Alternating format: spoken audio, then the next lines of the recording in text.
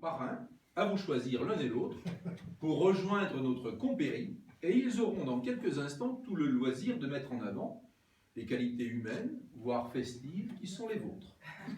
Et qui font qu'à ce titre, vous êtes digne de... Vous aimez faire la fête? Parfait. Vous êtes fait pour nous rejoindre. Vous êtes fait pour nous rejoindre.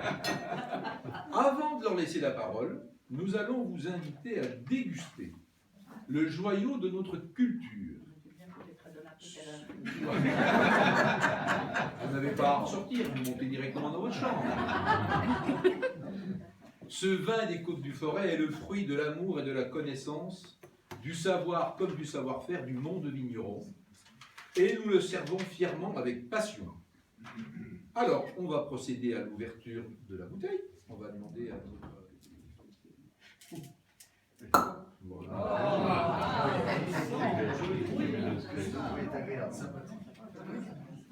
Certains disent quand ils entendent ce bruit, on m'appelle.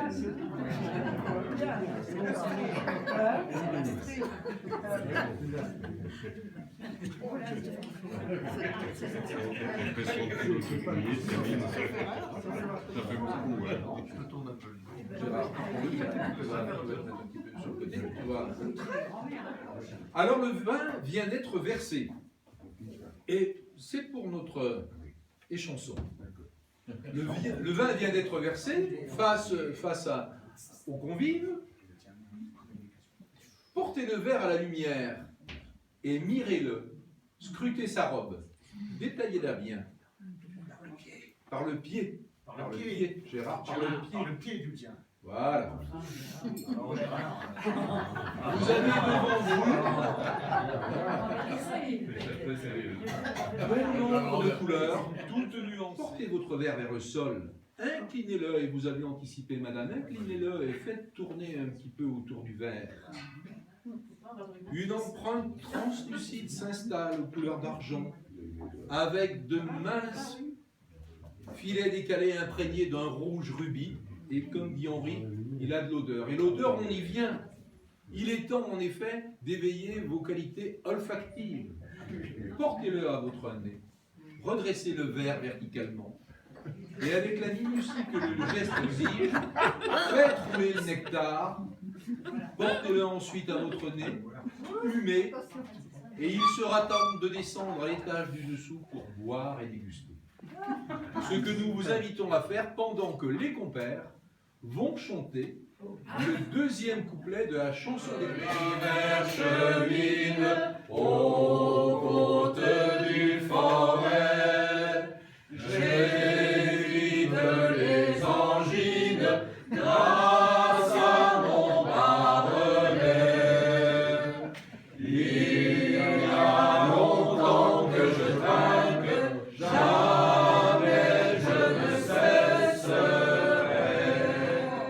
j'ai noté que vous n'aviez pas dégusté, vous allez donc le faire. Allez-y. Allez-y.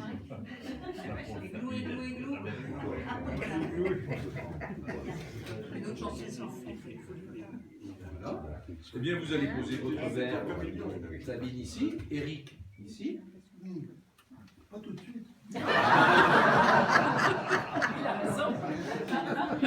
Mais rassurez-vous, il y aura d'autres dégustations. Comment? Pour vous également. Vous savez, on a un protocole incontournable et vous allez voir qu'il y a d'autres surprises qui vont arriver. Un tambour jaune au milieu du forêt, je taille et j'époujonne.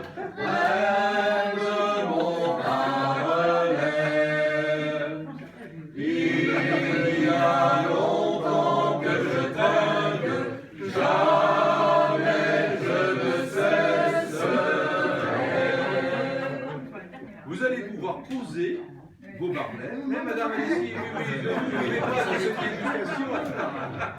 Allez-y. Eh bien, exactement. Allez, pour le plaisir.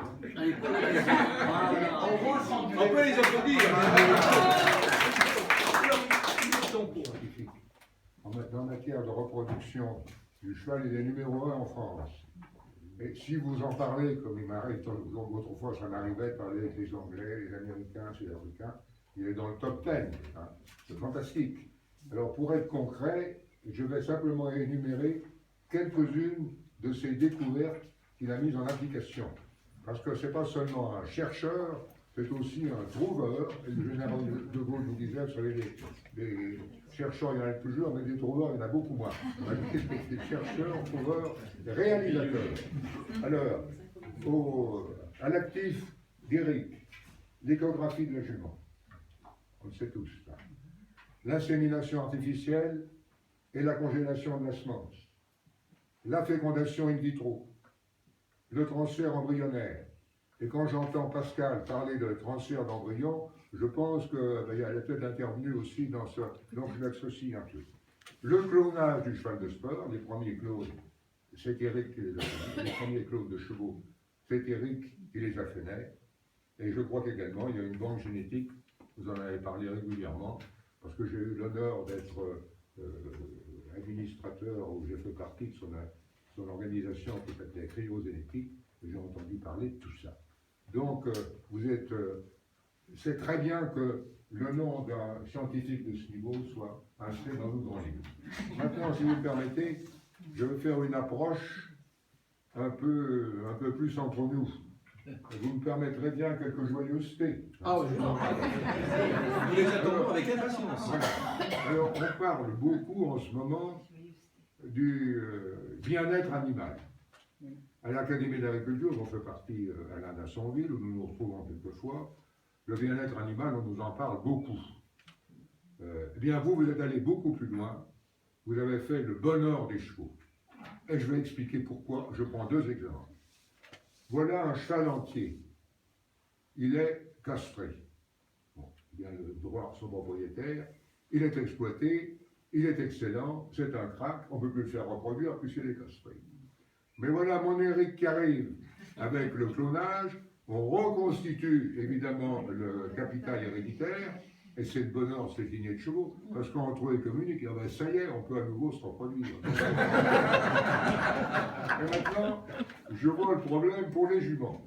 C'est beaucoup plus délicat. C'est beaucoup, enfin, je me permets quand même. Est-ce qu'une jument préfère l'insémination artificielle ou la monte naturelle? Alors ça, je ne réponds pas. Vous irez demander à votre psychiatre. Mais la jument poulinière, grâce à vous, elle a davantage de poulains, dans de meilleures conditions. C'est toute la famille cheval qui est heureuse. Donc voilà, vous êtes tout à fait digne d'être avec nous. Et pour moi, je dis que c'est un honneur d'être votre parrain ici ce soir.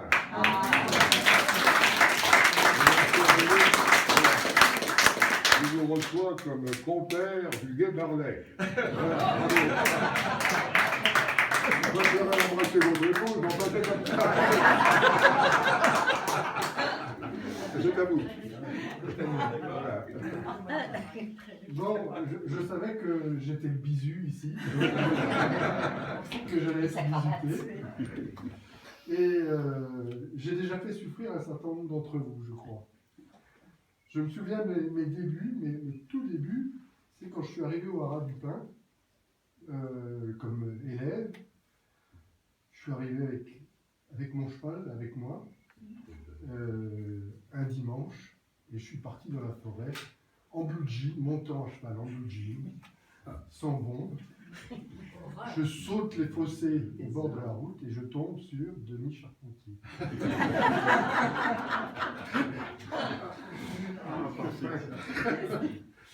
L'écuyer. Un peu plus tard, C'était l'écuyer, il faut le souligner. un peu plus tard, quand même. Oui, surtout qu'il n'y avait pas encore tous les trucs pour faire ralentir les gens. Alors un peu plus tard, quand est arrivé le moment de partir au service militaire, nous faisions la PMS ou les EOR, et M. Blanc, gentiment, m'a proposé d'aller à Saumur. Et quelques jours avant de partir au service militaire, M. Blanc a reçu un coup de téléphone du général de Boissieu. monsieur. Non, non, monte au doigt. Votre petit protégé est le bienvenu à Saumur. Et puis, une demi-heure plus tard, un autre coup de téléphone. Ce petit merdeux, il se fiche du monde, il sera deuxième pompe.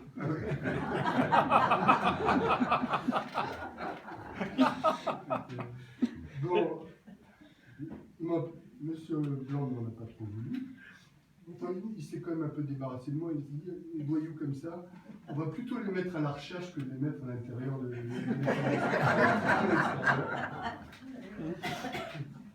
Et après, j'ai commencé à faire quelques expériences.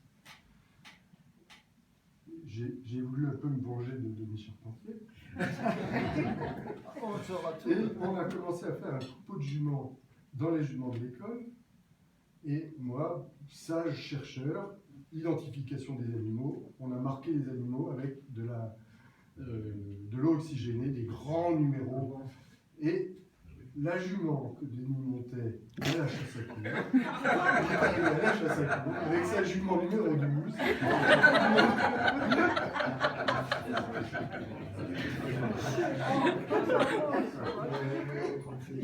Après, j'ai fait souffrir un certain nombre d'entre vous quand j'ai commencé à introduire l'insémination artificielle et l'échographie. Alors, j'ai introduit l'échographie, je crois, à Hennebont et l'insémination artificielle à Lamballe la même année. Hennebont, ils étaient très contents, ils étaient très fiers avec l'échographie, tout le monde revenait avec la photo de leur poulain extraordinaire. Lamballe, côte du forêt.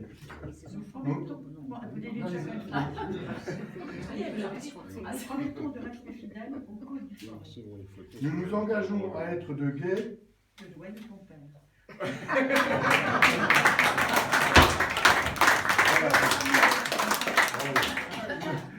Ce Barlet, il a une histoire, bien évidemment. Vous êtes dignes d'entrer dans notre compérie. Soyez fidèles aux côtes du Forêt. Soyez de bons compères et conservez avec soin les insignes de notre compérie. Il reste deux couplets. Nous allons chanter, puis il sera temps pour vous de passer la grâce. Et lorsque l'été gonfle les grappes du forêt,